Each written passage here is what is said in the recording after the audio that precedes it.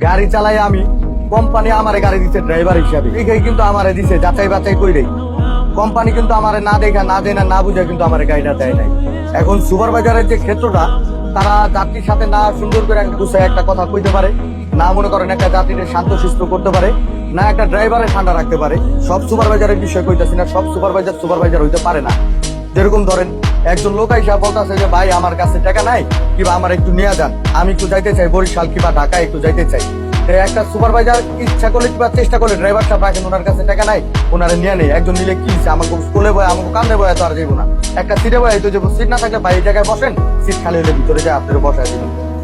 সুপারভাইজারের যে মনোভাবটা, এটা হচ্ছে মনে করেন আপনার কি মনে হয় কি যে আপনি ওর মাথায় একটা বাড়ি দিচ্ছেন, কিংবা মনে করেন আপনার ওর বাড়ি বিটা অত সম্পত্তি লেখা লইতে চাইতেছেন। যদি কন যে ভাই একজন লোক আছে নিয়ে নেন ভাই ব্রাদার, হ্যাঁ মুখের দিকে চাওয়াই যায় না। মানে বাংলাদেশে যত ভূমিকম্প বৃষ্টিপাত হয়েছে সব হ্যাঁ শরীরের উপর আর মাথার উপর দিয়া।